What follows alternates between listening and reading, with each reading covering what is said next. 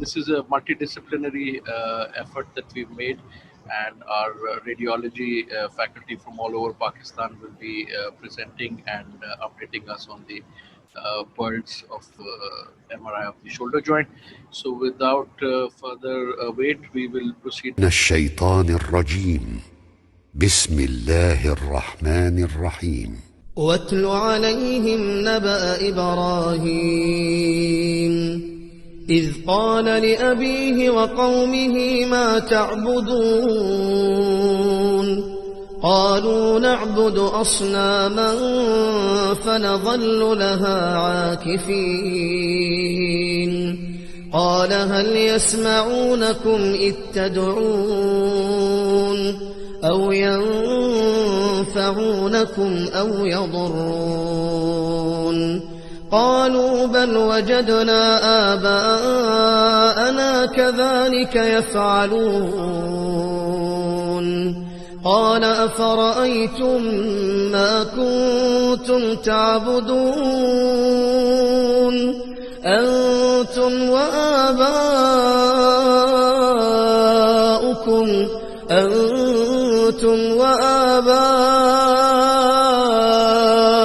الأقدمون فإنهم عدو لي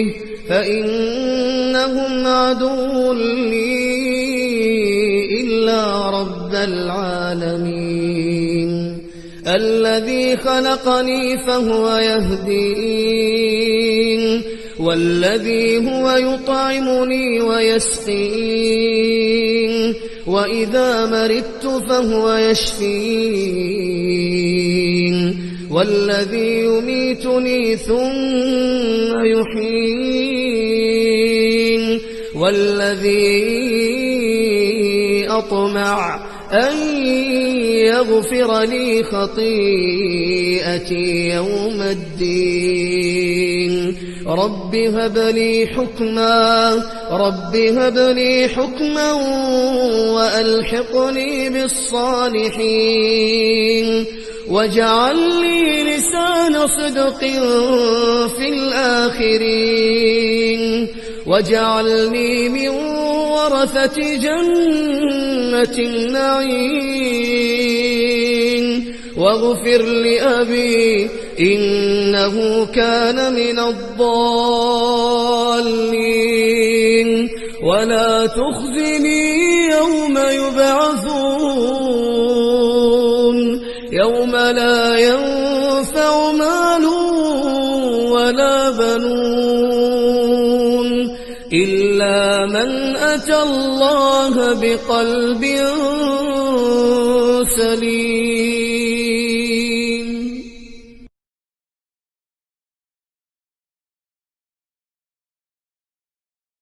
Okay, Assalamu alaikum. Dr. Awais here, and I welcome you all on behalf of the Orthocon Society, the Pakistan Orthopedic Society, as well as from the Department of Radiology, Khan Hospital. And we will be having a detailed session regarding the MRI of the shoulder joint, and we have our guest speakers from all over the Pakistan. We have Dr. Bilqis from Shifa International Hospital. We have Dr. Amara from RMI Hospital, and Dr. Shumaila, who has been working in JPMC. So our first talk will be on the systematic interpretation of shoulder joints, and I welcome Dr. Bilqis. Dr. Bilqis is working as assistant professor in Shifa International Hospital. She has done FRCR from UK and MMed from Singapore Hospital. And she has vast experience in teaching. She is also the director for the residency program. She has vast experience in MSK radiology and is also currently the section head for the MR. So I give the stage to Dr. Bilqis. Thank you. And Dr. Bilqis is also the counselor for Radiological Society of Pakistan, the AJK and Islamabad and the federal area. So welcome, Dr. Bilqis. And just a small announcement as well. If you have any questions, kindly post it in the chat box and we will take the questions at the end of the session. Thank you. So Dr. Bilqis, you can continue. Thank you very Thank you very much, Dr. Vas, and Assalamu alaikum, everyone. As introduction is already given by Dr. Vas, so I will just start with my presentation. Today, I will just give you a basic guideline and basic review that how should we approach to MR shoulder joint in a systematic way. So basically what I did that I have taken images from PACS. I initially tried to have all axial, coronal and sagittal on one sequence, but because of the large data and because of the back and forth scroll, I have divided it into different sections. First, I will discuss with you how we should approach systematically on coronal sequence. You please record your question answers and then at the end of all three presentations, we will be able to discuss any queries our participants have in their minds. So let's begin. Bismillah ar-Rahman ar-Rahim. So in our department, we do coronal oblique PD fat sac images and coronal T1 oblique images. So first of all, we should be knowing that what are the structures we will look at the coronal images. On the right side, we can see there is fat is visible bright. So this is coronal T1 image, and this is coronal PD fat set image on the left side. So we will scroll the images, and we all know with our background knowledge that the coracoid is most anterior structure. So now we are looking at the bone landmarks first. This is coracoid, and part of the humerus started showing up. Now we move further.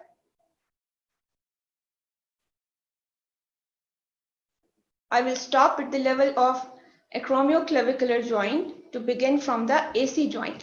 So like in any joint in the body, the AC joint has two opposing articular surfaces and the disc, articular cartilage between, and then superior and inferior glenohumeral ligaments. I hope my arrow is visible to everyone. So in this PD fat set, the inferior acromioclavicular ligament is better visualized.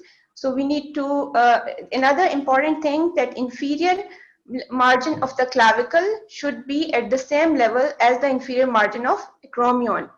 So this level is important because if it's not at the same level, then acromioclavicular dislocation and depending upon how much it is far from each other and how much the clavicle has gone far from the acromion, we will classify the AC dislocation. Normally, the patients coming for MRI, they usually have type 1 or type 2, which are non-surgical dislocations. So this is very important that when we review MR coronal images, we look at the inferior margin of the clavicle and inferior margin of acromion. Then we look at the ligaments and the joint space. We all know that the joint space is about 4 to, it should be less than 8 millimeter. So next, first we will again look at the rest of the bones, the humerus, the glenoid, any marrow abnormality or any gross abnormality which can be noted on these structures, any other abnormality on the fat which is not suppressed on the fat set images. So this will be a gross review. So again, just because that I'm scrolling from anterior to posterior side, this is coracoid. So what will we do that we all know that the coracoid and fat under the coracoid is a very important landmark. So when we are scrolling our coronal images from anterior to posterior side, we should always look at this fat under the coracoid process. So this should be clean. Few fibers like this we can see on the other fat. They are normally seen in the fat, that's okay. But otherwise the fat should be visible. The coracohumeral ligament should be visible. It should have a smooth thickening and low signal. So and this fat should be completely suppressed on fat set images.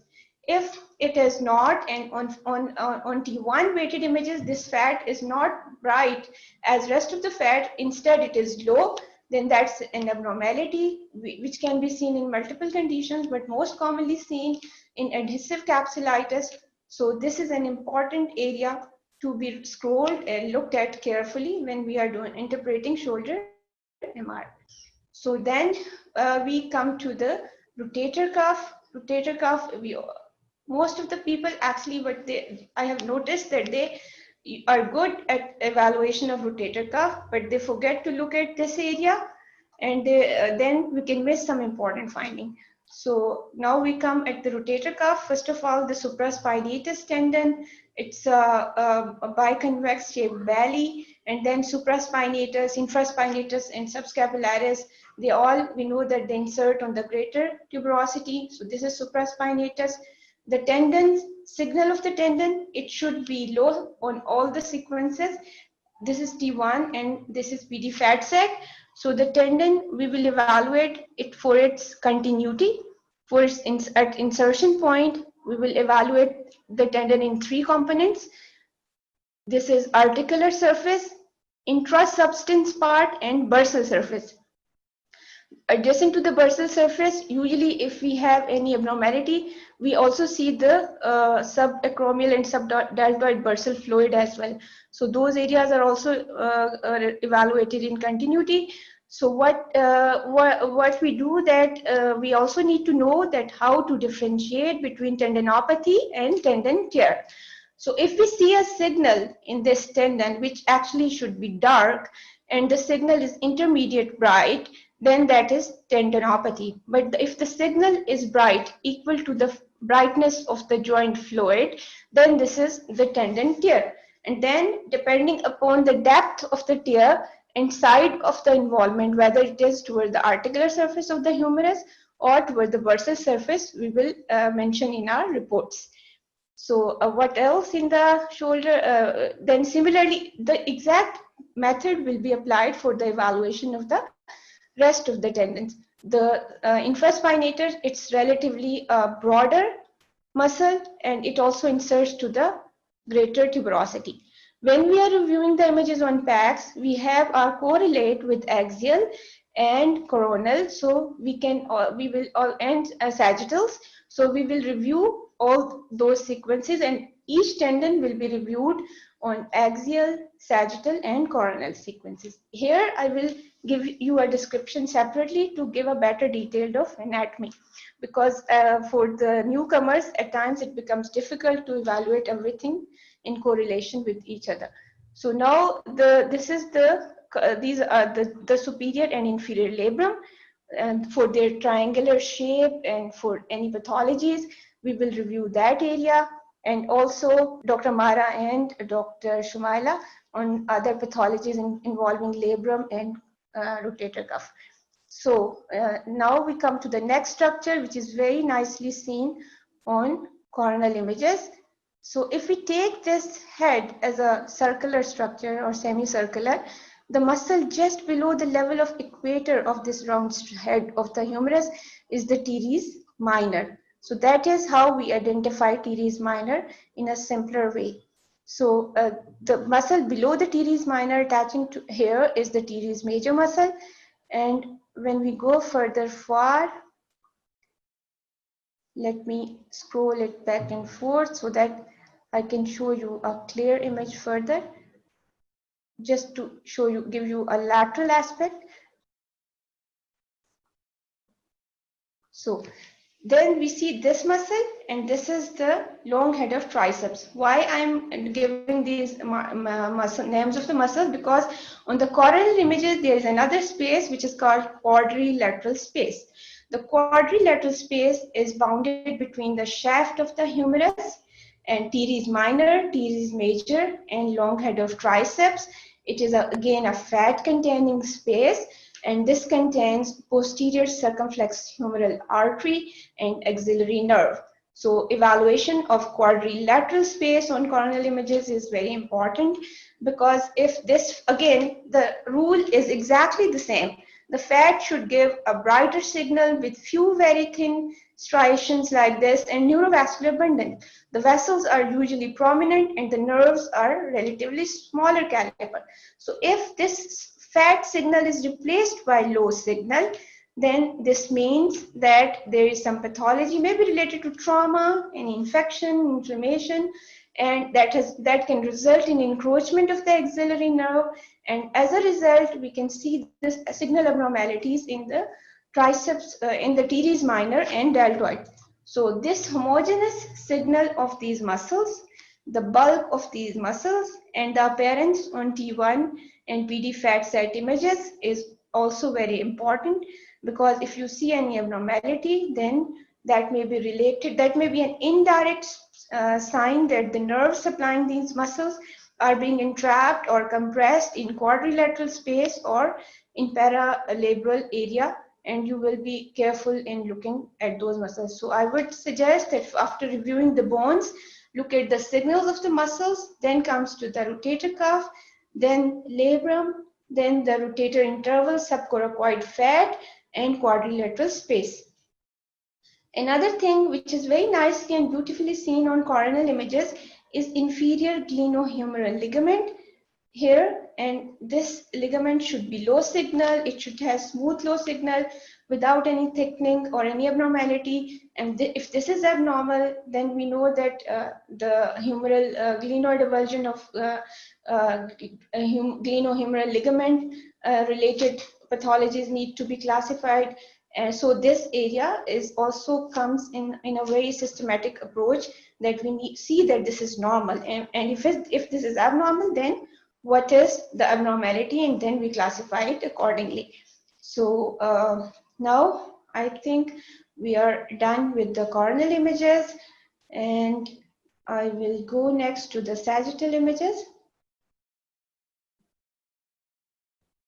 Sagittal images, again, sagittal oblique PD fat set. We are doing sagittal oblique PD fat set images. Some of the departments might be doing sagittal T2 fat set images.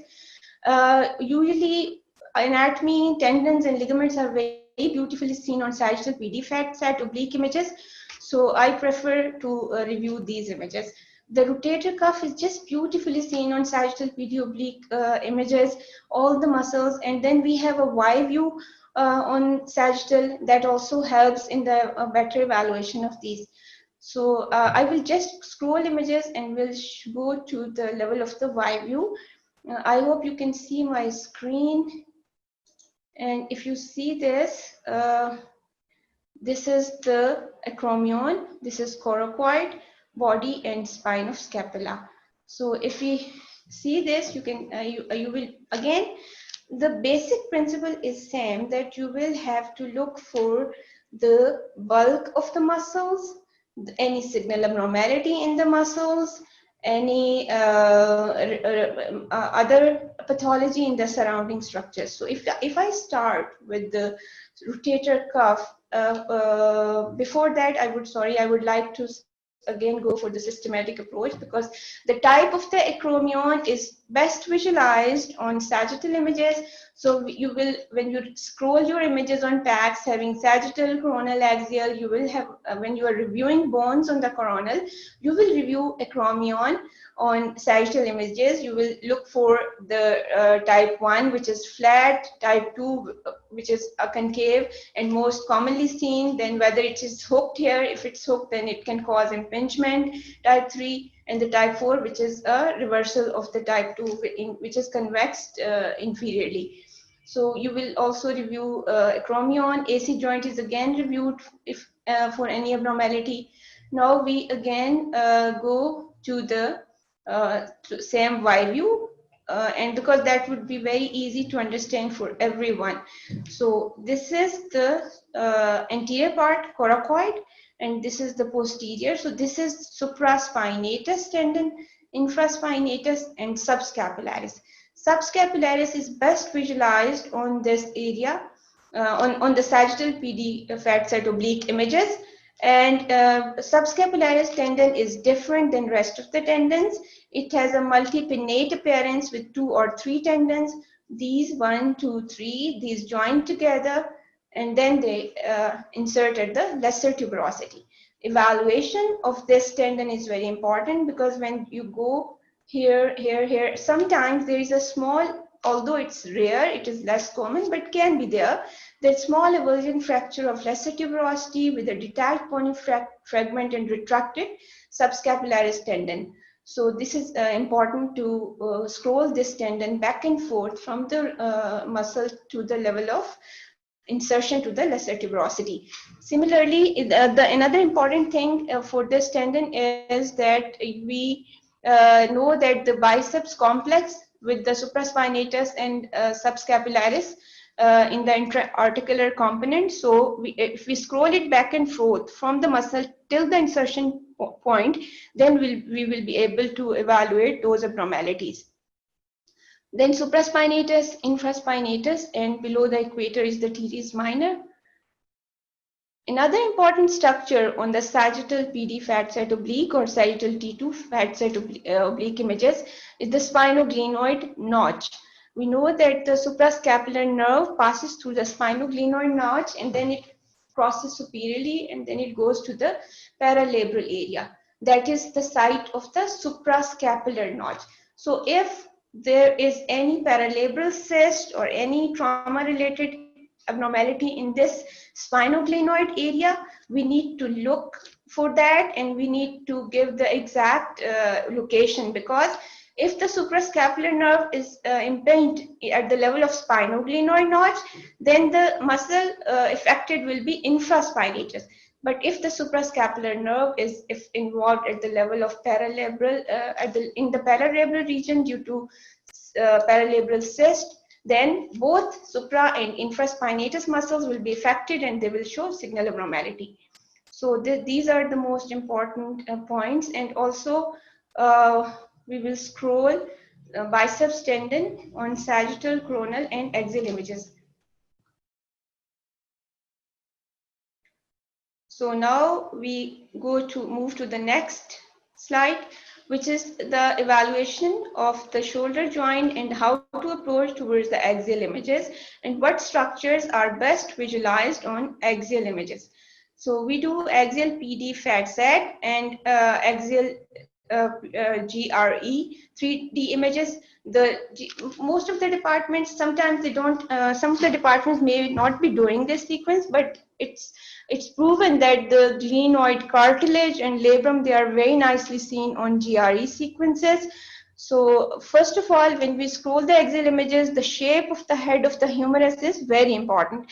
It should be round in all first three images. And if it's not plump round on first three images, then we have to evaluate the supralateral aspect of the humerus for any Hill-Sachs deformity with any associated other findings of bony or cartilaginous Bankart lesions. That will be discussed further in next sessions. So first of all is this. Then if we come to the glenoid, again we see the anterior and posterior labrum. Anterior labrum is sharp, triangular, beautifully seen structure, and the glenoid cartilage, it undercuts the inferior aspect of the labrum. The posterior labrum is relatively blunted, but it shows normal signal without any abnormality. Dr. Mara will describe further the pathologies, but we all know that if this signal is extending medially, this is normal, but if it extends laterally and further goes into the complex of superior labrum and biceps, then we need to classify for slap tears that are better understandable when we have images, and we will learn that in next sessions. So next is the tendon. We know that the bicipital groove, the biceps tendon actually takes origin from the superior aspect adjacent to the superior labrum, and then it goes through the supraglenoid tubercle of the glenoid, and it goes along to the base of coracoid, and the long head of biceps tendon traverses the rotator interval and enters the bicipital groove. So these area where it is traversing the part to the superior labrum and then tendon, and also it comes close to the subscapularis and then bicipital groove, these structures need to be evaluated carefully. And again, the muscles, their bulk, any fat replacement or any signal abnormality, any other structures available, axilla, ribs, intercostal muscles, we need to look at those parts of the lungs as well. These are the GRE sequences, and the GRE sequences are important because they give more beautiful imaging for the cartilage and labrum. So if we see, we have already seen the previous images, but if you see, this is more nicely seen. Similarly, the continuity of the cartilage and the bright signal is better seen here. So rest of the structures are similar, and we will just review those. We have already discussed that we will review for the muscle bulk, any fat replacement, any muscle edema, for paralabral space, quadrilateral space, its the parents and boundaries, or any axillary structures, if any pathology is available. These are just to show you an idea, to give you an idea that if we know the normal, then we will be able to pick the abnormal. So I think if we just keep on scrolling sagittal coronal axial images on PACS when we pick any case for dictation, even for the beginners, and we try to take everything from origin till insertion, and we discuss with each other and we familiarize with those structures.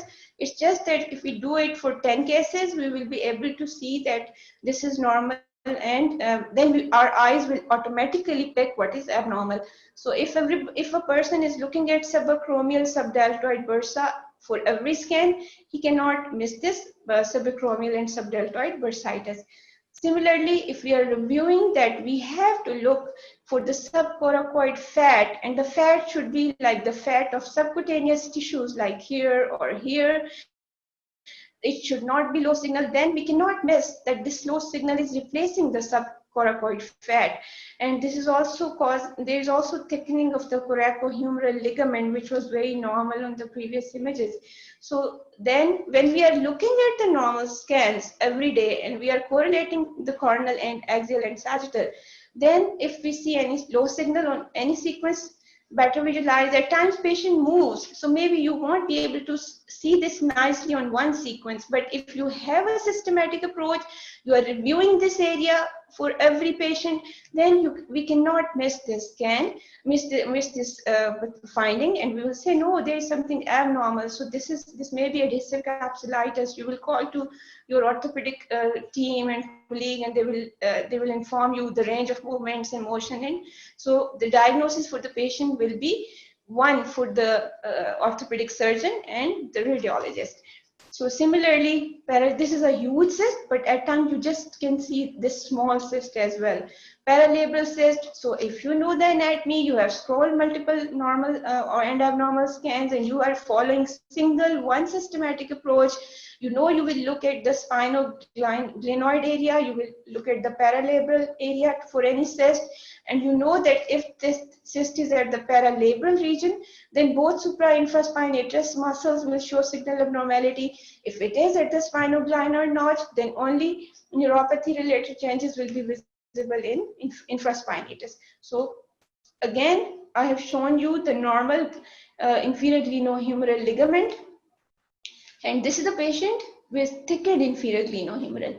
So the catch point is again the same, that we will follow one systematic approach and we will review glenohumeral ligaments and their appearances and their variations on different patients, but in the similar way in every scan. So that's how we will be able to pick that this thing from here till here is thickened, and this is abnormal.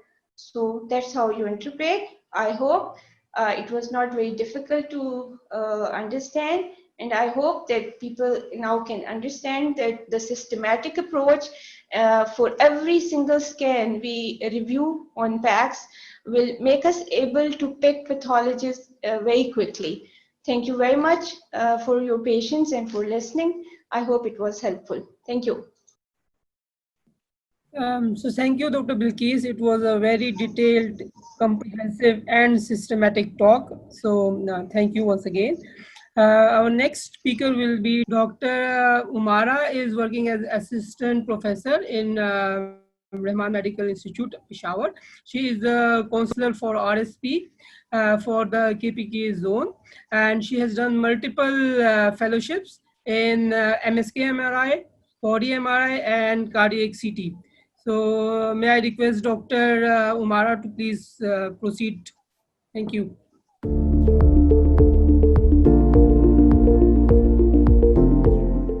Thank you, Dr. Avas. Assalamu alaikum. Okay, so I'm Dr. Amara, and today we'll talk about labrum and the capsule injuries. The important points have been covered by Dr. Bilkis. I'll just add the planning is very crucial when we are imaging MRI shoulder, because it's we have to acquire shoulder joint is basically oriented in an oblique way, and the planning is not a true coronal or a true sagittal. It's basically an oblique coronal and an oblique sagittal, and if it is not planned properly, it's just wastage of money and wastage of MRI. The sequences ideal for the assessment of labrum and the ligaments are simple. It's a three-plane PD and a PD FAT-SAT. And for the assessment of the labrum, the axials and the coronals, they are most helpful. And when we start assessing the labrum, the axials, we start with the axials. Usually no IV contrast is needed, and MR arthrogram is dedicated only for those cases where it's difficult to decide any capsular or GHL or glenohumeral ligament injury on a routine MRI. So how does a normal labrum looks like? A normal labrum is basically a triangular, somewhat rounded structure. We see here, this is the anterior labrum and this is the posterior labrum. It's flat, it's hypointense, and there should not be any signal at the base of the labrum. So this is a triangle shape, and this is the base of the triangle, the base of the labrum. There should not be any signal at the base of the labrum, which we call it, the signal should not be undercutting it. This is how it looks like on a coronal image. We go through it again in a detailed manner, but this is the shape of the superior aspect of the labrum and the inferior aspect of the labrum. These are just cut out images showing only the labrum of the glenohumeral area. Better view, Dr. Bilkis showed you how the cartilage undercuts the labrum. This is the anterior labrum and this is undercutting of the cartilage, but there are no high signals at the base of the triangular shape of the anterior labrum. So this is not a tear, this is just simple undercutting of the cartilage, this small fissure we see here. Okay. On the coronal image, it's important to look at the biceps insertion. This is the glenoid tubercle where the biceps tendon comes along deep to the supraspinatus tendon, and here it goes, attaches to the glenoid tubercle. Just below the biceps is a superior labrum. The superior labrum here is not only attached to the glenoid but also to the biceps tendon. So this is the biceps labral and the cartilage complex, and this should be clearly visible here, and we should appreciate it clearly, and there should be no signals deep to the labrum, between the labrum and the cartilage here, or no signals going from the labrum into the biceps here to call it a normal superior labrum. So how does a labral tear look like? The standard appearance is to look for a high signal intensity cleft, this one. This is a high signal intensity cleft deep to the anterior labrum. So this is a triangular shaped labrum, anterior and the posterior. First, let's look at the normal. This is the posterior labrum. There are no high signals at the base of the labrum. There are no high signals undercutting the labrum, which are seen here. So this is a definite anterior labral tear. High signals are seen at the base of the anterior labrum. So this was anterior labral tear. And another case of anterior labral tear, we see this is there are high signals at the base of the anterior labrum, which are not only tearing or removing the labrum from the underlying glenoid, but also the labrum has been displaced anteriorly. Compare it with the posterior labrum. Okay, the classification of labral tears, there are so many acronyms. The most commonly used are the Bankart and the SLAP words. Bankart is usually term given for the anterior inferior labral tears, and SLAP is given for any tear which is in the superior labrum when the tear extending is extending from the anterior to the posterior part of the labrum. There are so many acronyms, like a beautiful image on radiology assistant. You can beautifully see the Bankart lesion, the osseous Bankart when there is associated bony injury as well, reverse Bankart in case of a posterior dislocations. When there is associated periosseous stripping, it's called Perthes. When there is medialization of the labrum along with the periosseal lift, it's called ALSA. When there's an associated cartilage damage, it's called GLAD. There's so many names, it's so confusing, and the focus should basically, I want to tell you that the focus while reporting the labrum should not be on a description of findings and trying to fit it into one neat acronym. Oh, ye GLAD na ho, oh, ye Perthes now. We have to first assess the labrum in detail, and we have to concentrate on what the abnormalities are and just give a good description of them rather than giving it a name. If I have some residents or trainees in my audience, some examiners, they ask the common acronyms. We should be familiar with them, but when we are sitting on the reporting station and we have to report to a referring orthopedist, the most important part is to give a good description of the abnormality rather than trying to fit it into one of the acronyms. So most of the labral injuries I'll show you here would be due to the anterior shoulder dislocation, which is the commonest shoulder injury, and the associated findings would be assessed. My teacher, Dr. Ravi, showed me this slide. This was one of his favorite movies, Magnificent Seven. I haven't seen it yet. I think some of you might have, but I've heard it's a good movie.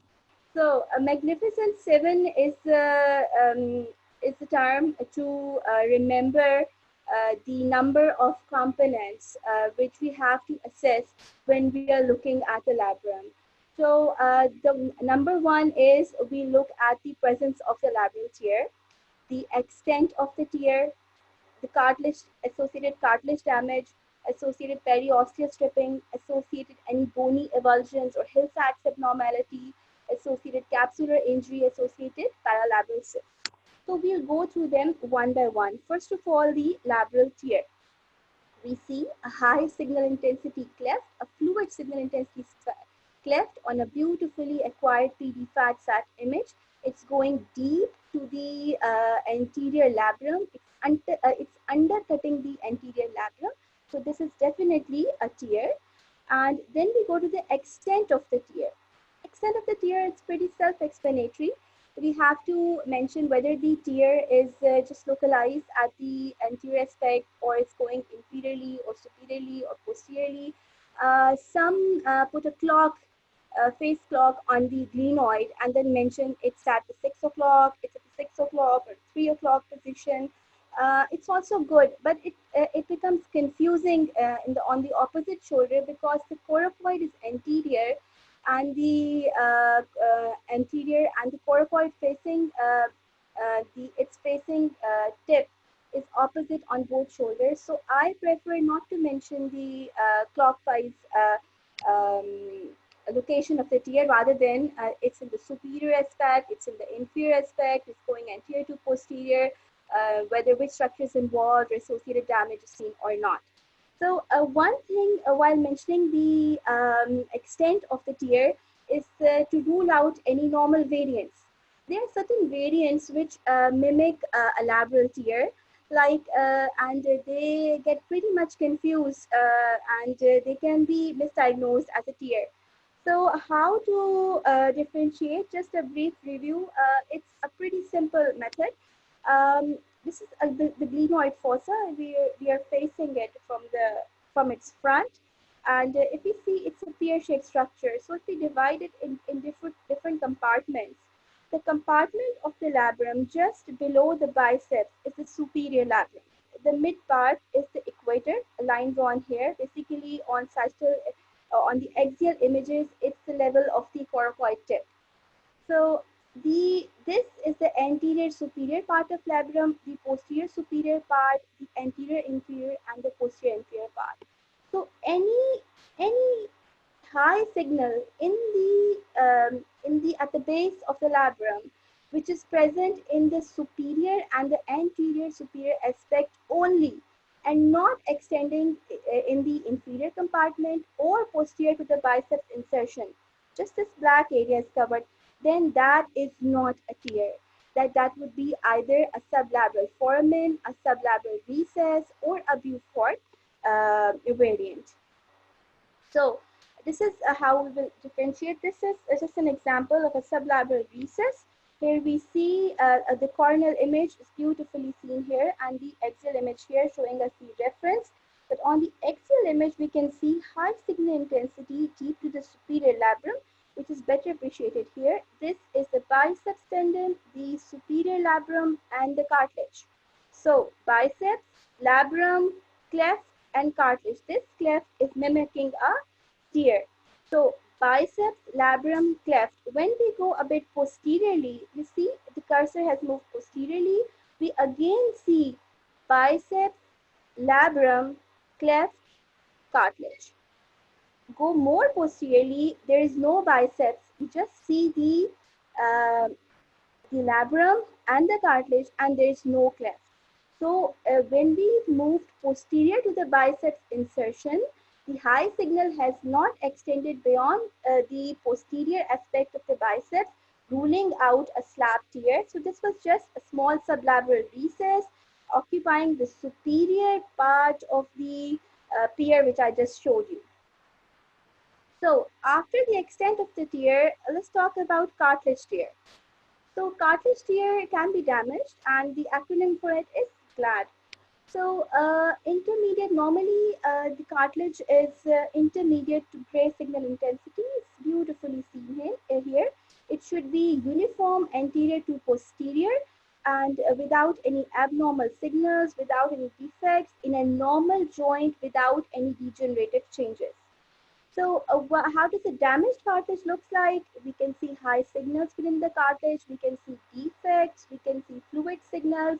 We can see sometimes the detached cartilage present here in the form of a loose body. Again, anterior labral tear with cartilage damage. This is a case where there is anterior labral tear. It's broken off from the anterior glenoid, and the underlying cartilage is intact. So sometimes it's not necessary that we see a cartilage damage along with the labral injury always. Okay, coming from the cartilage tear, let's go to the periosteal stripping. Periosteal stripping is a very common finding in cases of anterior shoulder dislocations with a Bankart region, where the most common, first of all, let's talk about the periosteum. How does a normal periosteum looks like? Normal periosteum is not separate to the bone cortex, firmly adherent.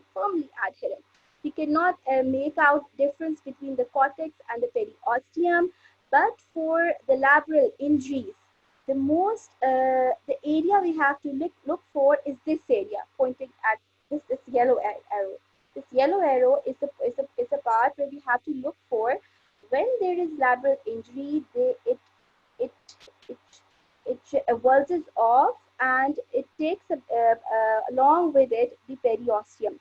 So a part of the periosteum is stripped off from the cortex, and that's called the periosteal stripping or periosteal elevation. And this is the site where the labrum attaches to the bony cortex. Again, another view showing where to look for. This is a normal image. Okay, this is how a periosteal stripping looks like. The labrum was torn. It was shoved off from the anterior glenoid, and you will see along with it a part of the periosteum. It got lifted. So this lifting of the periosteum from the underlying bone, underlying labral attachment, is called the periosteal stripping. It's seen like this, but mostly it is seen like this. You see a mushy appearance, having a soft tissue density and ill definition along the adjacent cortex, which is also involving the adjacent labrum. This is the periosteal stripping. This is how it looks like on the image. Sometimes the periosteum, you see there is no anterior labrum present here. It's been torn off. It's been medialized. It's been shifted medially, and there is associated periosteal strip. This is all the periosteum which has been stripped off from this place and it's medialized. This is ALPSA, if you want to remember the acronym. This is how ALPSA lesion looks like. There is a retraction of the periosteum, and there is medialization of the labrum as you see here. Okay, and you can also see fluid seeping through from the periosteal stripped area. Periosteal stripping is not a compulsory finding with a labral tear. For example, if you see an anterior inferior labral tear, it's not necessary to be associated with periosteal stripping. Like in this case, there is a cleft, a high signal intensity seen undercutting the anterior labrum. There is no associated periosteal stripping. These subtle high signals, the heterogeneous signals seen here, are due to hemorrhage due to the trauma, recent trauma. So from the periosteal stripping, let's go to the bony abnormalities. So just talking about the anterior dislocation now, because I had a small time and it's a pretty big topic, the bony one. So I'll just cover, just touch it. So this is anterior inferior injury. We can appreciate the loss of the anterior labrum, associated periosteal stripping, associated cartilage loss, and also associated bone loss. So this is how a bony Bankard or osseous Bankard looks like, or osseous deformity along with the anterior inferior labral injury.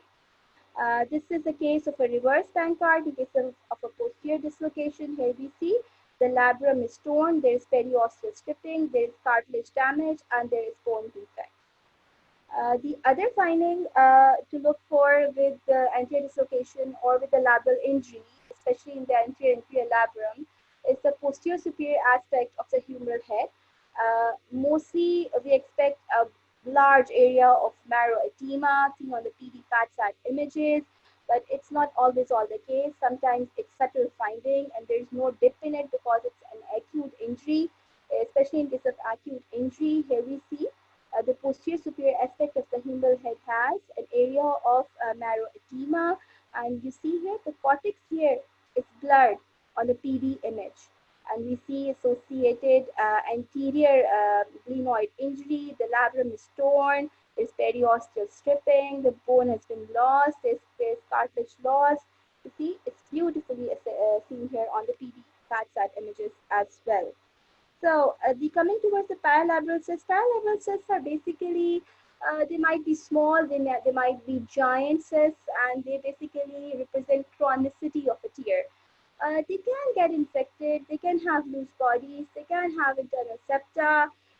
Sometimes they get enlarged, and as Dr. Bilkis mentioned, and if they enter the suprascapular notch or other sensory areas where the major nerve supply is present, they can cause what? They can cause rotator cuff neuropathy signal, neuropathic symptoms.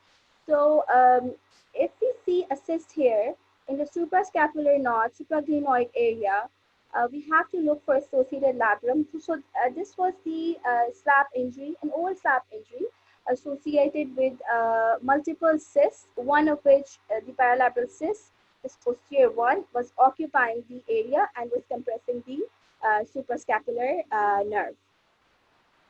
Now let's come towards the ligaments, that is the glenohumeral ligament, or which form the capsule. So as I'm talking about the anterior dislocation, and the capsule injured mostly is the inferior capsule. So inferior capsule is basically formed by, its posterior wall is formed by the posterior band of inferior glenohumeral ligament. Glenohumeral ligament is a separate topic. It requires 1 to 2 hours talk. So I'll just touch on it. So IGHL is the inferior glenohumeral ligament. It has 2 bands. It has an anterior band and a posterior band. The anterior band is seen like this as a separate structure within the joint. This is an MR arthrogram. Normally on sagittal images, it is not visualized like this. This is only visualized when there is sufficient joint effusion or when we have done an MR arthrogram. This is anterior band of the IGHL, and the posterior band, it gets fused with the capsule. So it's not separately visualized. The anterior band is visualized, and we see here that the anterior band is attached to the glenoid labrum. And which part? This is the coracoid tip. So this is the anterior labrum, and if this is the equator, this is the inferior labrum. So the IGHL, the anterior band of IGHL, it gets attached to the anterior inferior labrum, and that is the site which is the site of the band cartilage, and that is the site where the labrum gets injured when in cases of anterior dislocation. So this band needs to be assessed, and if we don't do an MR arthrogram, it's not necessary to do MR arthrogram in every case of anterior dislocation. There are some indirect signs as well. Like for example, as Dr. Bilkis showed you the normal structure of IGHL, how it looks like. This is how it looks like when it is torn. It is hyperintense, it is ill definition of the fibers. There's mushy appearance, they're hyperintense, they're not hypointense as we normally expect them to be on a PD or a PD fat sat image. So this was in a case of anterior dislocation, and you see the anterior inferior part of the labrum is torn off. There's associated large soft tissue thickening here, and this soft tissue thickening is basically the torn anterior band of the IGHL, the anterior band of the capsule, the deep capsule, thickening of the capsule of the glenohumeral joint. So the IGHL not only has attachment to the labrum, it also has attachment to the humerus. The acronym for which is Haggle. So this acronym, these acronyms just are so crazy. It's so difficult to remember each and every one of them. I remember when I was doing my training, I used to have these little mnemonics made up in my mind. For Haggle, I used to remember it with Hagrid from Harry Potter. Oh ho ho! It's with the humerus. It's Haggle. It's like Hagrid. So just I remember it like that. So if we have to look at the MR for a Haggle image, so basically the avulsion of the IGHL from the humerus is seen like this. You see, it's torn off. It's torn off from the humerus. But the indirect signs, they are more helpful. For ligamentous injury, especially for GHL injuries in shoulder, the indirect signs, they are more helpful, like there is extravasation and seeping of fluid inferiorly. So this is the sign of a Haggle injury, and you see after 24 days, it got healed. This was a young chap, 26 years old. It got healed, just a prominent recess, no extravasation of fluid. There's associated Hill-Sachs injury seen as well, some labral injury seen as well, and this is also healed after 24 days. So just to show you how a tear looks like, so this is a tear, anterior labral tear, loss of the cartilage as well. Again, periosteal thickening. This was a through and through tear. It was a circumferential tear involving not only the anterior but also the posterior labrum as well. The cartilage injury, periosteal elevation, and periosteal thickening. It's a circumferential tear. So these are all the 7 points we just went through. Labral tear, extent of tear, associated cartilage tear, associated periosteal stripping, associated bony abnormality, bony avulsion, signs of bone avulsion, associated GHL injuries or the capsular injuries, and the paralateral cysts, which represent the chronicity of the tear. Now let's have a look at the DICOMs. Okay, this is how the MRI of, let me see, it's blocking my view, this pop-up window. Okay, this is the glenoid, it's the humerus. Dr. Bilkis beautifully showed you. And if we scroll through the images, we go from superior to the inferior aspect. So we see this is the anterior labrum and this is the posterior labrum. We go down, down, down, down. It's perfectly normal. The inferior labrum is also perfectly normal, and this area, the small high signal intensity cleft is not a tear. It's just a small cartilage defect. It's a small cartilage fissure. It's not undercutting the base of the anterior labrum. So this should not be mistaken as a tear. We'll also have a look at it on a PD fat set image just to be sure. We go down, down, down, down. Again, a small fissure of the cartilage, some undercutting of the cartilage to the base of the labrum. but it's not extending into the substance of the labrum. There's no undercutting of the labrum, no high signal within the labrum. So this is not a labral tear. This is just a small cartilage fissure. Okay, so let's look at okay, in this image we go from above to down. So this is the cranial most part, and here we see some high signals, and we go down, down, down, and anterior labrum, posterior labrum, no signals, no signals, no signals, nothing here. Now we see it on the corneal images. We see here that we see the biceps tendon, the labrum and the cartilage, and there is a cleft between the labrum and the cartilage which looks like a tear, the one we saw here on the axial ones at the top. This one. So we go posteriorly, just posterior to the biceps attachment. This is the biceps attachment. If you go posterior to it, it gets lost, that signal. So it's just confined just under the biceps. It's not going within the biceps or posterior to the biceps. So this was a case of a normal variant, sublabral recess. So let's look at another case. If we go from above down, okay. So this is the coracoid. This is the cranial part going down caudally. Okay, this is the posterior labrum. No anterior labrum. This is the anterior labrum. Anterior labrum has been torn off. It's a tear of the anterior labrum. Associated periosteal stripping is seen. You see thickening here, but the cartilage it looks normal here. Let's go a bit more down.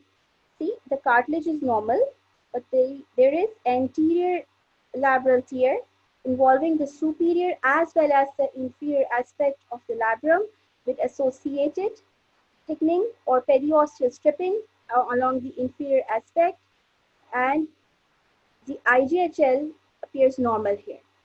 This is the IGHL band. It appears normal here. These few landmarks we have to assess with every labral tear. Another case, we see anterior labral signals. These signals are seen at the base of the anterior labrum. They are undercutting. The high signals are undercutting the triangular shaped anterior labrum.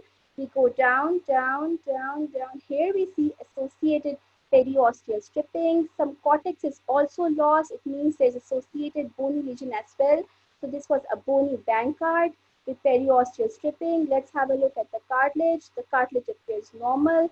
Let's have a look at the IGHL. The IGHL is thickened. So the IGHL was torn. The periosteum was stripped, and the tear was located in the anterior inferior aspect of the labrum. The other associated finding here we see is marked marrow edema in the superior aspect of the humerus, seen here beautifully on the PD fat image. This is the acute injury, acute marrow edema due to this is called a Hill-Sachs deformity associated with anterior dislocations. Another case I'll show you, just start with the axials. I find axials very helpful. We start from the top. So this is the coracoid tip. We start from the top, and there is no anterior labrum. There is no posterior labrum. We see abnormal signals going to the base of the labrum. And if we go down, again, we see torn labrum anteriorly. Down, down, again, torn labrum. Not only the labrum is torn, there is associated cartilage defect as well. So the cartilage is torn as well. The periosteum has been stripped off as well. And this, if we go down again, you see there. Here we go. There is IGHL injury as well, and the periosteal stripping is marked at the lower level. So this was all, and I'll be happy to answer any questions. And this was all from me. Thank you all for your kind attention. Thank you, Dr. West and the orthopon. Jazakallah. Thank you, Dr. Amara, for such a detailed and exclusive talk on the glenoid labrums and their associated injuries. Now, may I request Dr. Shumaila to kindly present her topic on rotator cuff injuries. Dr. Shumaira is a consultant radiologist and she did a fellowship in neuroimaging from Khan University Hospital. Subsequently, she joined JPMC. She has vast experience in MRI-related imaging. She also served as the head of the radiology department at Rawalpindi Institute of Cardiology. So may I request Dr. Shumaira to kindly continue? Thank you.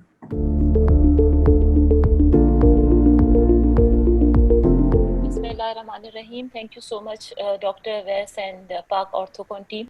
And I think I couldn't join 30 minutes before because I couldn't get the screen sharing rights, but that was good because Dr. Awais praised me twice for this lecture. So he gave a very kind introduction 30 minutes back as well.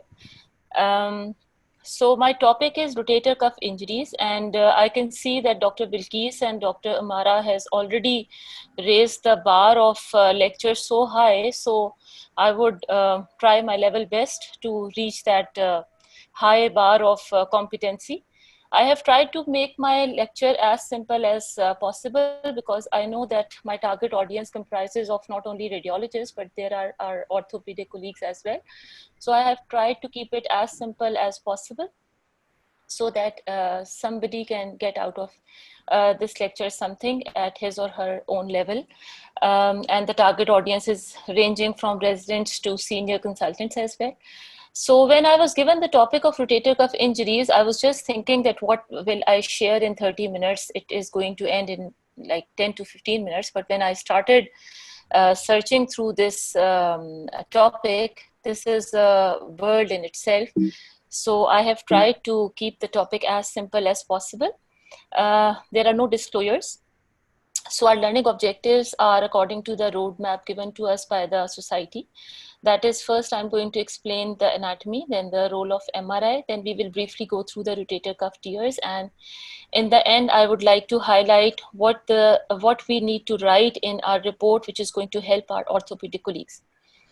So whenever a patient comes with a shoulder pain, the radiological algorithm which we follow is that we start with plain film, or at few centers we offer ultrasound, not much in Pakistan, but internationally ultrasound is one of the imaging modalities that is being offered.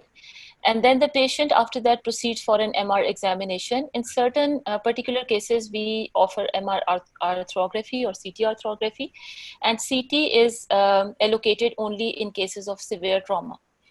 So why we refer the patient to MRI and why MRI is far more superior to CT is because of the following reasons. One of the reasons is that there is no exposure to ionizing radiations. There is a superior soft tissue intrinsic contrast in MR images, and there is variability and availability of multiple imaging sequences. And this provides us with the ability to distinguish abnormal from normal tissues. The contrast media, if required in MR images, they are very safe and they do not cause much side effects. And the MR images, they allow the physician to clearly see even very small tears and injuries to tendons, ligaments, and muscles, and some fractures that cannot be seen even on X-rays or CT scans. What is important while doing an MRI of the patient is the patient position. First of all, the patient should be offered a dedicated shoulder coil. For that reason, the provision of 1.5 or 3 Tesla machine is always far better instead of imaging the patient on a smaller field strength machine, because with a higher field strength, the differentiation between minute ligaments, labra, and rest of the structures is better. The patient lies supine on the table. It's better to keep the head first. The arms should be by side of the patient and they should be parallel to the body. The humerus should be preferably in either the neutral position or it should be mildly externally rotated as much as is possible for the patient, because these patients, they present with pain and it is not very easy to manipulate the positions. We need to immobilize the hand of the patient with a sandbag so the patient doesn't move much, and in this way we can get rid of the motion artifacts. The sequences which we can do are the axial PD fat set. It all depends on your center and your radiologist's comfort zone, but the sequences which we perform are the one which I have listed. The T2 fat set coronal sequences with high TE values, they're very important because there is an artifact which is called a magic angle artifact. And this magic angle artifact is seen in short TE sequences. So it is at times misinterpreted as as a tear. So I will explain it in the next slide. This is how the planning on MRI is done. We do oblique coronals, oblique sagittals, and axial images. We have to align our planning lines along the supraspinatus and infraspinatus tendons. And similarly, we have to align in sagittal images along the glenohumeral articulation. So if you do not align your imaging lines in this way, then your imaging interpretation will be hampered because you will not be able to see the normal anatomy in a proper imaging zone, and you will be confused between the normal anatomical structures. The magic angle artifact is due to orientation of the collagen bundles, and it occurs whenever a structure lies at an angle of almost 55 degrees to the main magnetic field. So how we can avoid it? For example, you can see in these two images that there are some subtle hyperintense signal areas in the musculotendinous junction of the supraspinatus tendon. So these are on T1 and PD weighted images. So T1 and PD both have a shorter TE. So if we look at the T2 weighted images, we can appreciate that is it a true tear or is it a magic angle artifact. Always remember, which I take, is that T2 weighted images are the best in looking at the pathology. So it gives you the best delineation of any pathological event going on in the body. With this, I will move on to the anatomy. So the rotator cuff, we know that it comprises of 4 tendons. We all know from our first year MBBS anatomy, and these have a famous mnemonic of SITS, that is supraspinatus, infraspinatus, teres minor, subscapularis. The supraspinatus, infraspinatus, and teres minor, these 3 tendons, they are on the posterior aspect of the glenohumeral articulation, and they are inserted on the greater tuberosity, whereas the supraspinatus tendon is on the anterior aspect of scapula, and it is inserted on the lesser tuberosity of humerus. They have their certain actions, like supraspinatus is basically assists in abduction, whereas infraspinatus and teres minor, they together assist in external rotation. So if you know the action of the muscles, you can easily, according to patients' complaints, you can easily focus on the area of involvement. Because, for example, if the patient is saying that he or she is unable to take the arm up, so we know that there is something wrong with the supraspinatus tendon. Similarly, if the patient is unable to internally rotate the arm, we should focus more on the subscapularis muscle. So clinical presentation is always important, and you can always take use of clinical presentation only when you know that where to look for, because the eyes doesn't know, eyes can't see what the mind doesn't know. With this, we come to the MR appearances of these rotator cuff muscles, as already emphasized by Dr. Bilkis in her lecture, that this Y view is the best to look at the normal anatomical configuration of rotator cuff muscles. So if you look at this Y, this is the scapular body and this is the spine of scapula.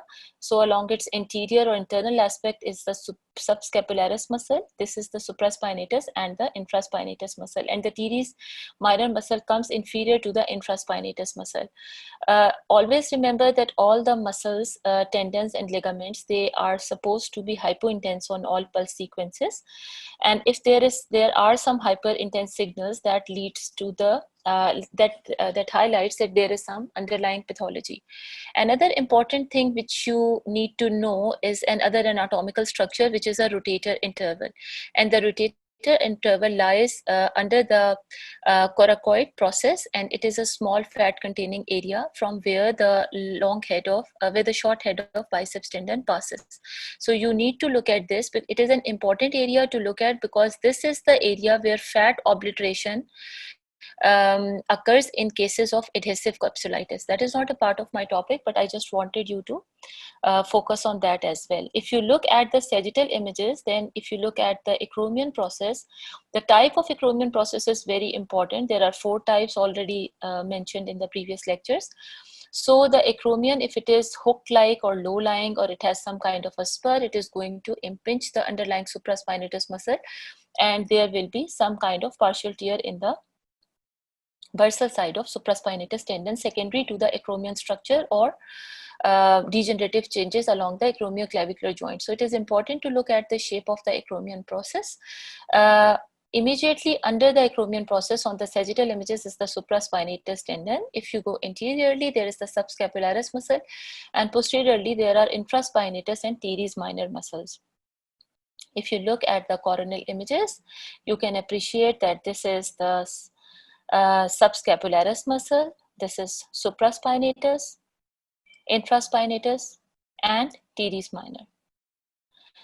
And similarly on sagittal images, if you look at the color coding, this is the supraspinatus tendon. This is the conjoint tendon, in which there are few fibers of supra and infraspinatus. They combine and insert. This is infraspinatus, teres minor, and anteriorly there is the subscapularis muscle. The supraspinatus is best seen in entirety on the coronal oblique images, and here you can clearly appreciate the belly of the supraspinatus, and then the musculotendinous junction tendon, and then its enthesis or its insertion on the greater tuberosity of the humerus. Similarly, on axial images, they are best to see at the subscapularis muscle, and similarly at the infraspinatus muscle. So now with this, we come on to the parts of the tendon.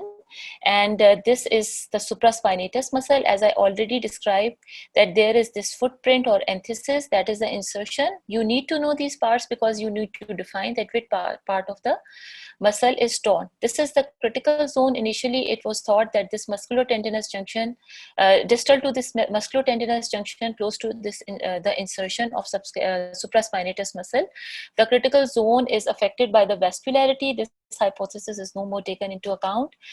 This is called the critical zone since then, and before proximal to this is the myotendinous junction. So what is the pathophysiology of tears?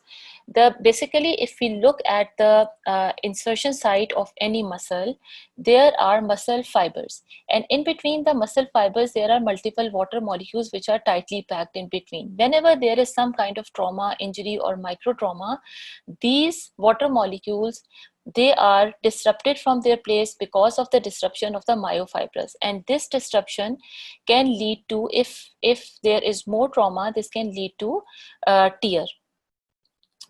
So whenever we start looking at the rotator cuff tendons, we have to define either it is tendinosis or tear. Whenever you look at the tendon, you have to look at the intrasubstance signals. As we already defined that the tendons are supposed to be hypointense on all pulse sequences. So if you focus on the close to the insertion site at the critical zone of this tendon, you can appreciate some intrasubstance high signals on T2 weighted fat set images. So this is a mild type of tendinosis. How we can say that this is not a tear and only tendinosis is that you can compare it with the adjacent bursa. If the signals are similar to the bursa, then this is tear. There are some fibers which are torn, and that area is replaced by fluid.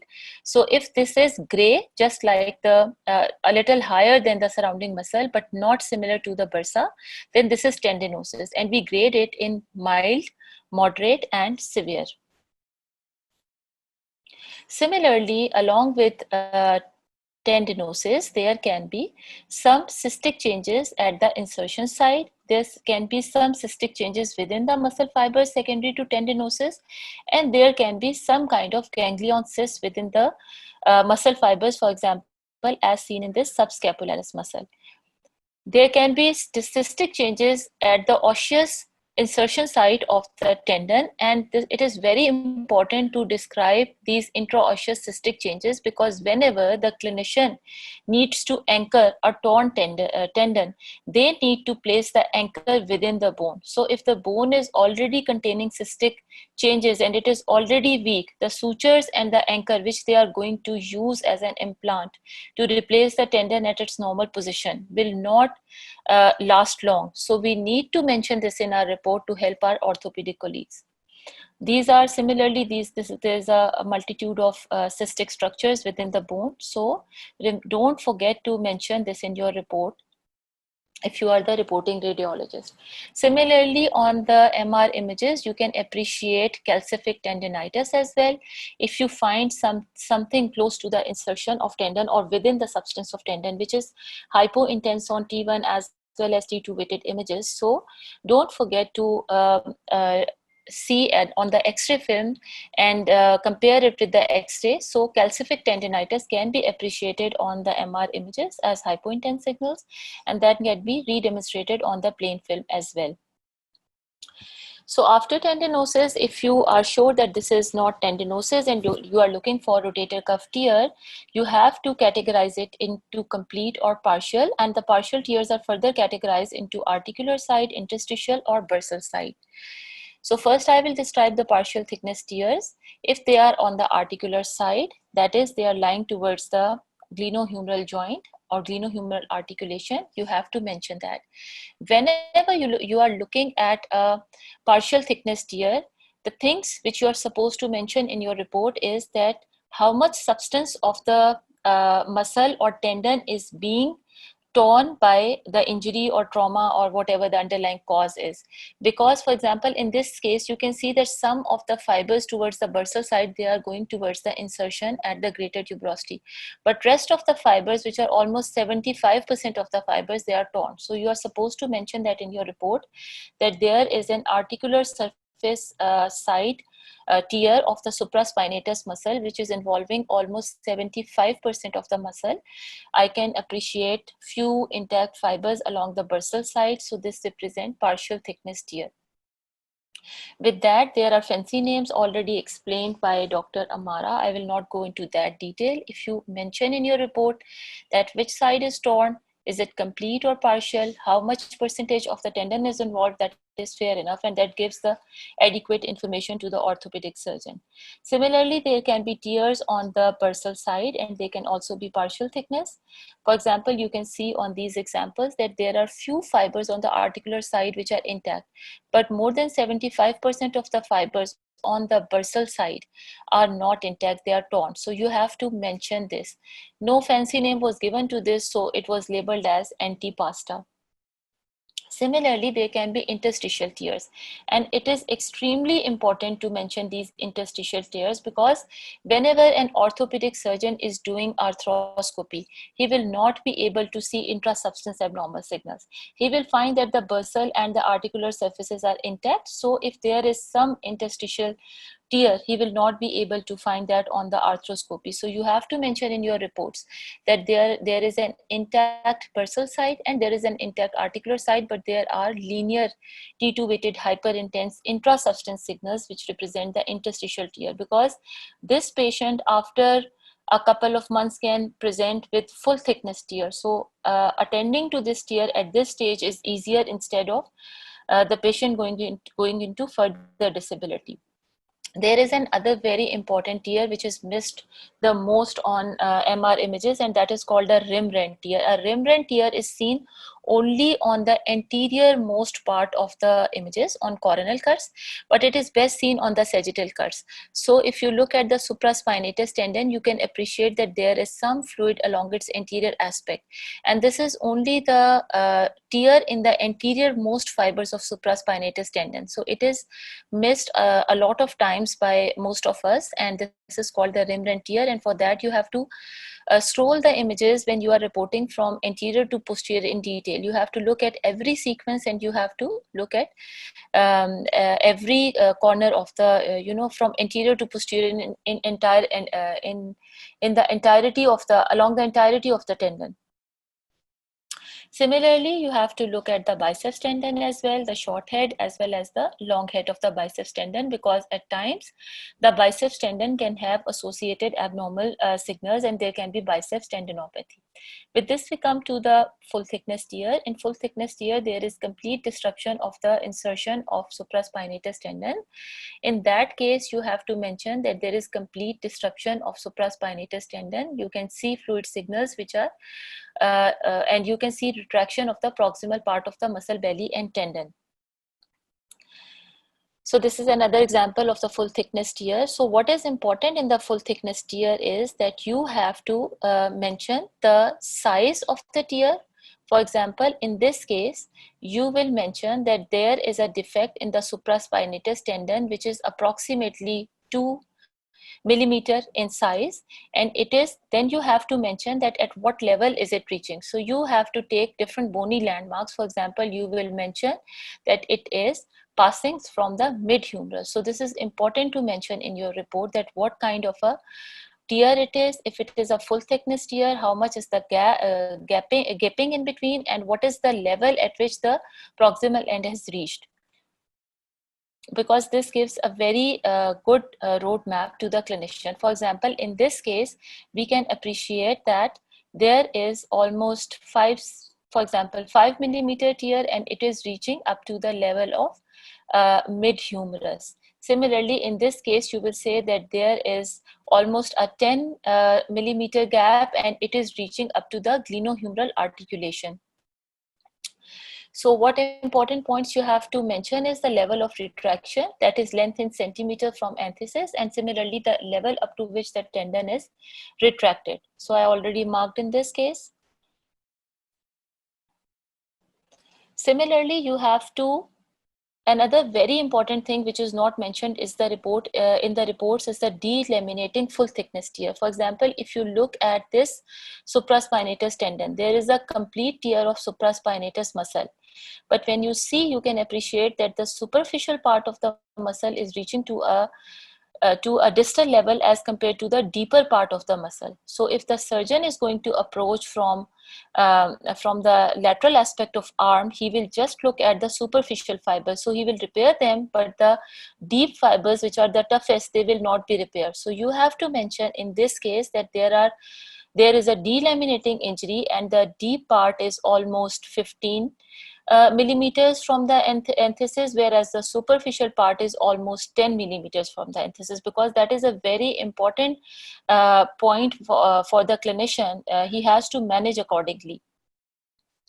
With this, we come to the subscapularis tear, and in the subscapularis, there is a very important thing regarding subscapularis, because the subscapularis muscle, it's a famous hypothesis that the fibers of the subscapularis tendon, they go beyond the biceps tendon, and they provide an anchor and support for the biceps tendon in the bicipital groove. So whenever there is tear of the subscapularis muscle, you have to look at the biceps tendon, that is it still lying in the bicipital groove, or has it been displaced from its normal position. This is a normal subscapularis muscle, and this is a normal biceps tendon which is lying in the bicipital groove.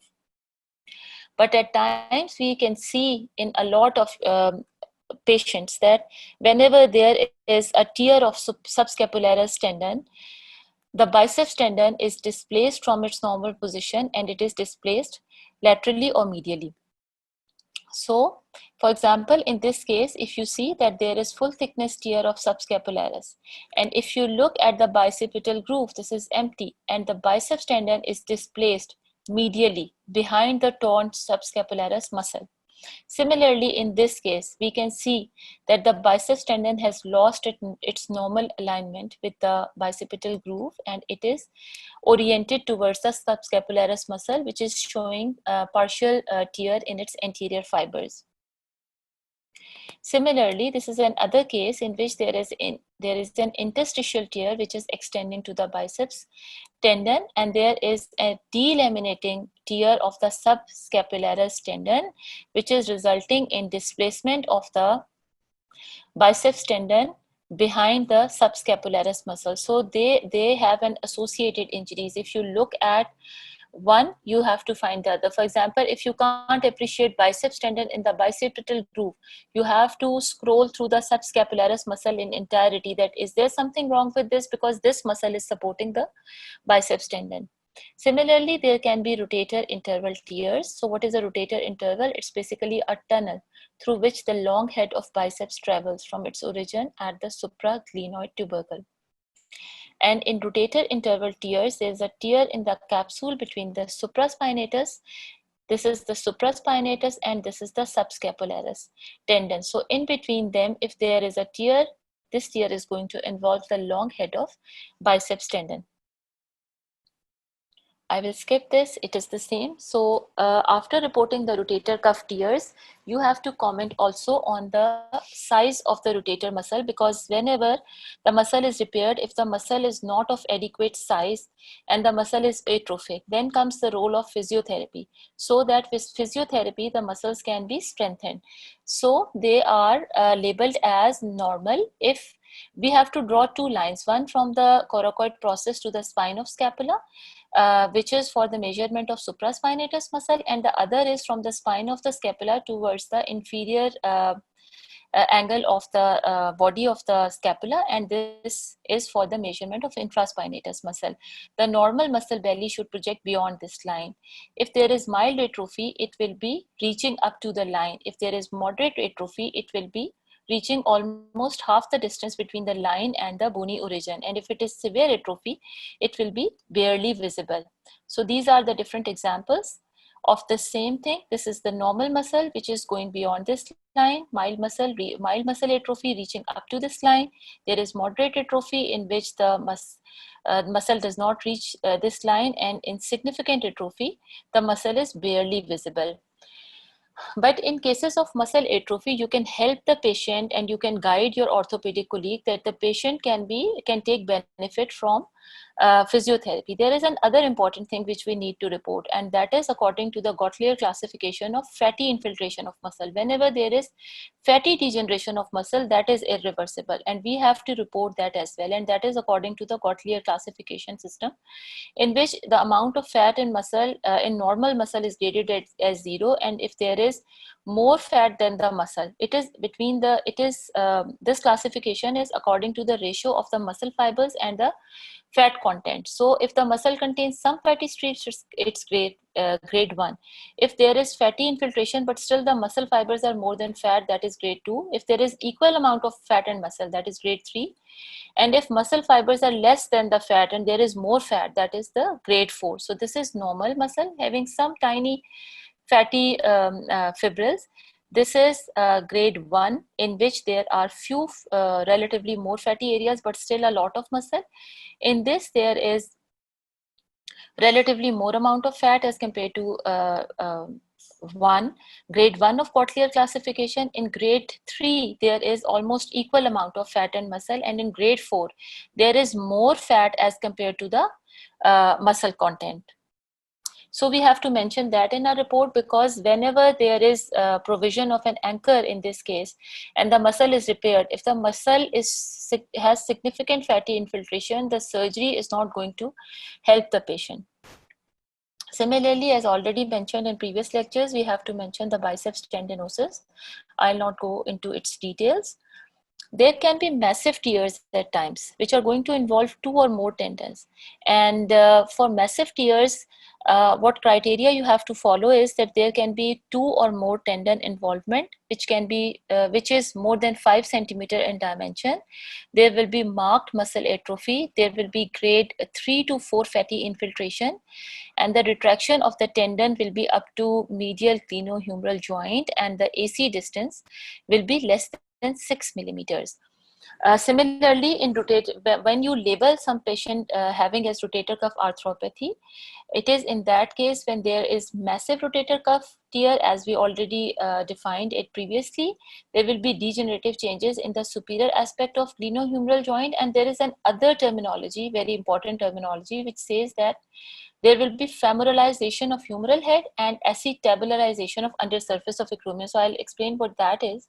If you look at this normal image, this is the normal humerus, greater tuberosity, and this is the acromion. If you look at this image, this part of greater tuberosity is showing flattening and sclerosis, and this is losing its normal contour. Similarly, the acromion is showing pseudoarthrosis, and then later on there is upward displacement of the humeral head. So this is called femoralization of humeral head, and this is called acetabularization of the acromion. So now, after discussing all this, we just revise that what we have to report. So we have to comment on the rotator cuff tendons. either it is tendinosis. If it is tendinosis, is it mild, moderate, or severe? We have to, if it is not a tendinosis, we have to comment on the tear. Is it partial or complete? If it is partial, what percentage of the tendon is involved? Is it articular side, interstitial side, or bursal side? Which tendon is torn? Which part of the tendon is torn? Is it enthesis, critical zone, myotendinous junction? We have to give the AP distance in superior and supra and infraspinatus tendons. We have to give the CC distance in subscapularis tendon. Then we have to tell the retraction of tendon from enthesis in cases of complete tears, and we have to comment on muscle atrophy and fatty degeneration. Along with that, we have to look at associated biceps tendon changes and rotator cuff arthropathy. So thank you so much for your patient listening. I hope I was in time. Over to Dr. Awais. You're all welcome for questions. Okay, thank you, Dr. Shumaila. It was an excellent and highly clinically relevant talk, and I think all of our colleagues must have enjoyed it, especially from the orthopedic side. And before I move on to the question and answer session, I want to thank all of the participants who took their time to come. Especially, I would like to thank and welcome Dr. Najmuddin, who is the current president of the Radiological Society of Pakistan. So, sir, thank you for coming and supporting this cause. Now we will proceed to the question and answer session. So, if you have any questions, so we have received multiple questions, but if you have any other question that you would like to ask directly, so you can raise your hand. So let me start with the first question. So I think Dr. Bilkis, you probably have talked about the systematic approach to MR of the shoulder. So I would put this question to you. So what is the importance of post-contrast and diffusion sequences, if any, in cases of shoulder MRI? So in my practical practice, what I have seen that the post-contrast images are routinely not, they do not help in any way for the rotator cuff tear, tendinopathy, or tendon rupture. However, in our setup, especially, sometimes we see cases with tuberculosis or low-grade infection, synovitis.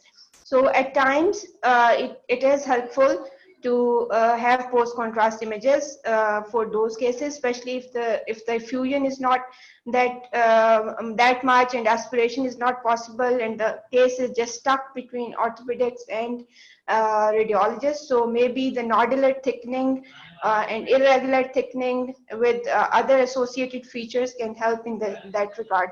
Personally, I haven't seen any use of diffusion weighted imaging in orthopedic MSK MR. If anyone else has any experience, they can add for the audience, please. Yes, I partly agree to that. So yes, we don't routinely do diffusion, and post-contrast is particularly limited to in cases that are for infection or neoplastic causes, just as Dr. Bilkis said. Thank you, Dr. Bilkis. Our next question I would like to ask from Dr. Umara. Dr. Umara, is there a role of ABER positioning for MRI? Yes, ABER positioning has a role. It has a role when we have to look at the glenohumeral ligaments, and especially the superior glenohumeral ligament, which I didn't cover in the talk because I was mostly talking about the anterior dislocations. But it certainly has a role, especially when we are suspecting GHL injury. It has a role, but it's not routinely done, and as it's a bit cumbersome position. Patient has to move its arm above its head, the patient's head, and it's not a very comfortable position, especially when the patient is going inside the MRI tunnel. So we don't do it routinely, but we do it in cases when we do an MR arthrogram for the assessment of the GHLs, the glenohumeral ligaments. But I think that would cover the question. Am I right? Dr. Awais, do you want to add something? Yeah, no, absolutely right. So we usually don't perform ever because of the positioning. However, if there is indications for anterior-inferior glenoid labral injuries, then I think if you want to have a high-resolution imaging, then that positioning probably takes out the labrum more. But yes, so not routinely used. Thank you. Another question, Dr. Amara, for you. That is, what is the role of gradient echo versus PD in terms of evaluation of the labral injuries? Oh yes, yes, yes. Gradient is a very good sequence. It beautifully shows the labral injuries. It beautifully shows the TFCC in cases of wrist. But I've seen that it's equally beautifully visualized on the PD as well. So to reduce the time of the MRI, we have completely omitted it from our protocol.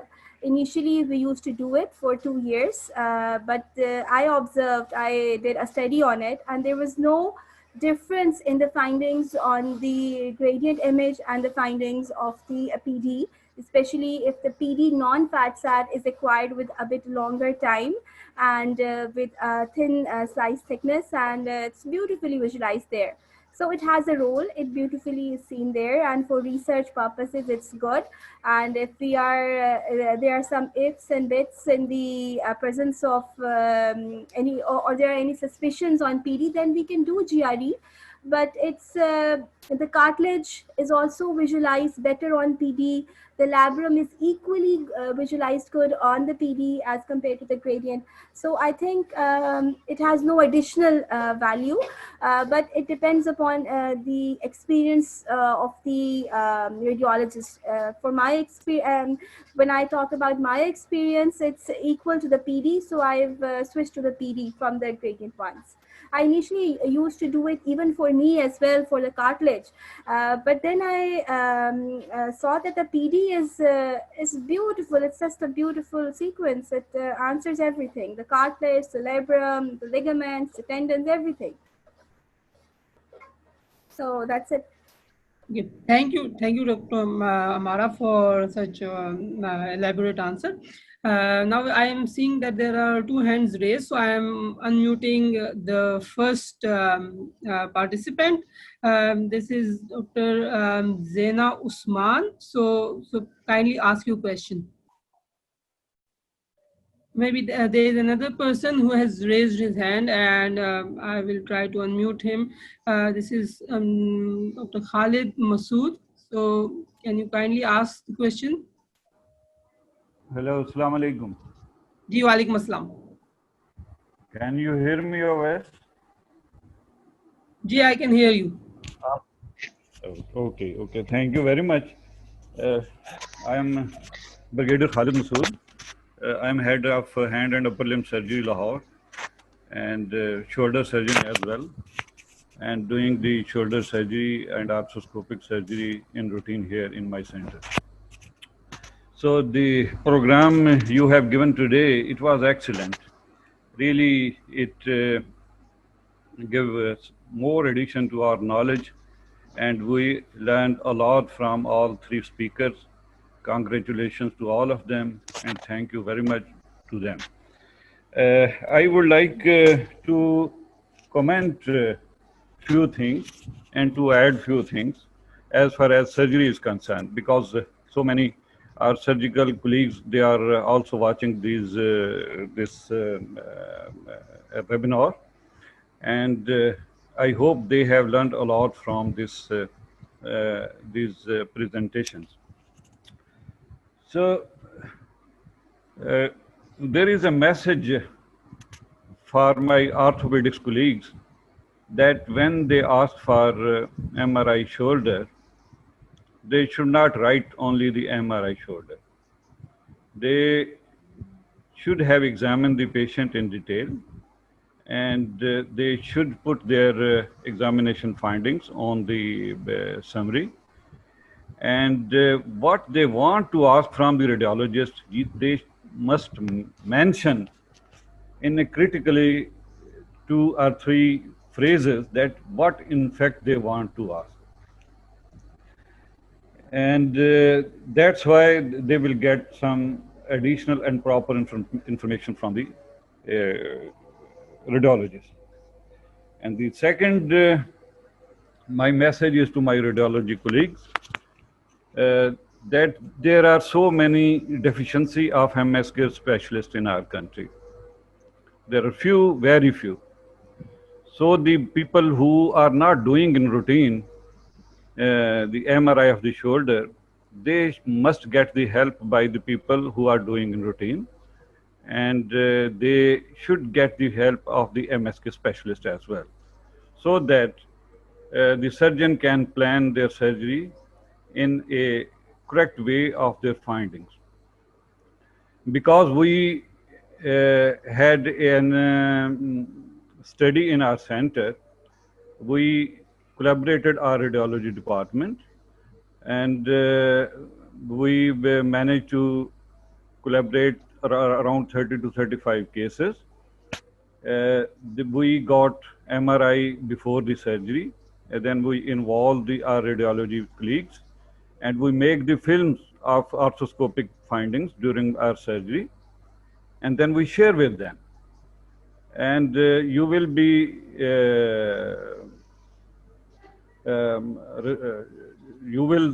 I would like to add that you will surprised to know that in 70% cases, the findings of MRI were either not matching with the arthroscopic findings, or there were so many deficiencies which we found additional findings in arthroscopy. So as far as MRI shoulder is concerned, it is not a simple investigation. It is very critical sort of complicated sort of investigation, and one must have a broad knowledge when they are going to report on it. Third, as far as arthrogram is concerned, in my practice, if the patient of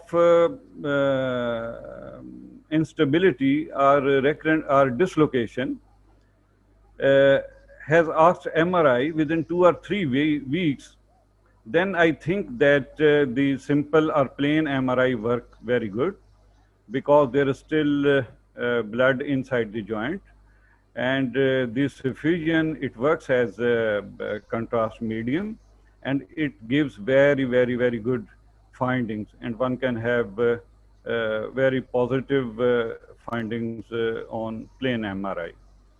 But if it is over 4 weeks or more than 6 weeks, then most of the time the torn sort of the labrum, it gets stuck again at its site. And in such cases, plain MRI may not give a positive findings. So in chronic cases, I will advise that these cases should have MR arthrogram.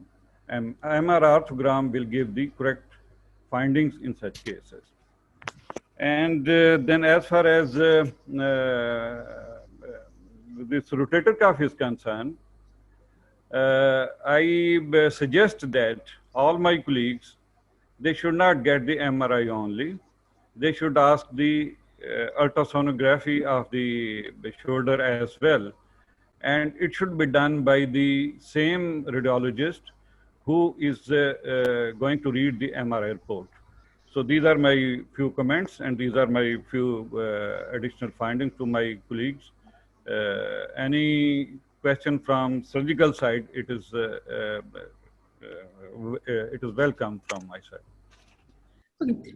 Thank you, Dr. Khalid, for elaboration. And yes, collaboration is very important. So in our department, we are regularly collaborating. So all of the points, comments were welcomed. And in the interest of time, I would just ask allow one more speaker, Dr. Najam, but we will be closing the session. So, so I would appreciate if we are a bit brief. Thank you.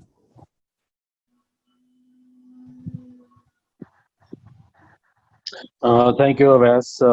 It was a pleasure to listen to the lectures. Your colleagues have done a beautiful job in describing everything quite well. I just wanted to raise and reiterate the points which actually Khalid has highlighted. Let me introduce myself. My name is Najmuddin. I'm a radiologist practicing in Lahore. And what Khalid, you have pointed out, it's the most important thing. We need to interact with our clinical colleagues.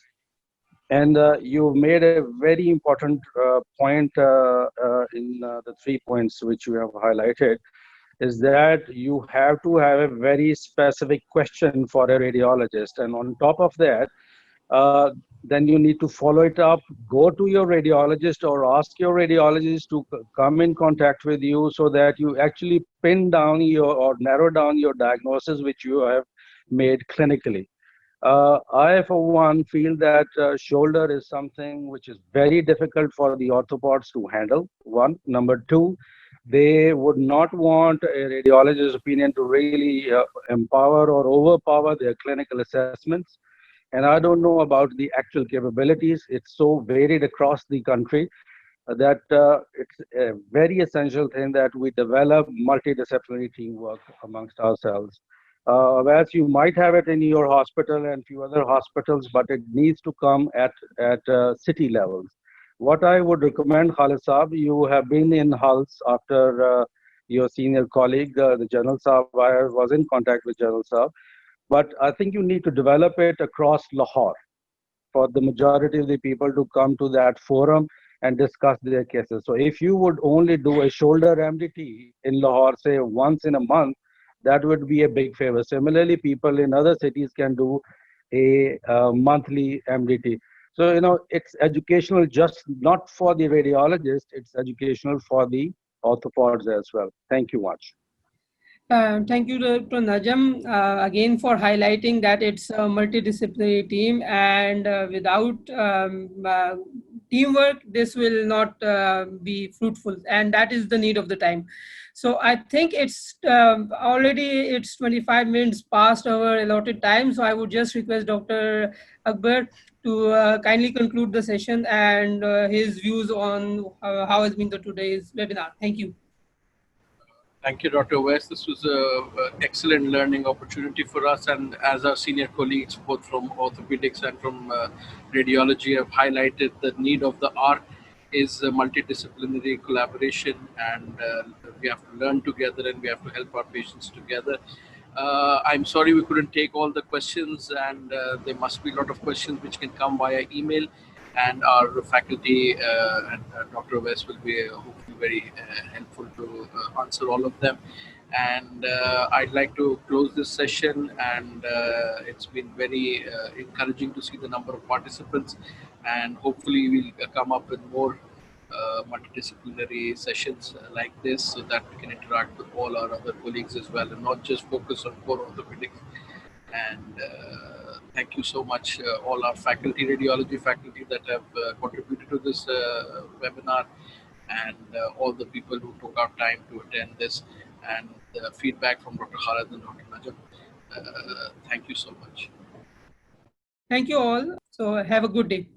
Thank you very much. Allah Hafiz.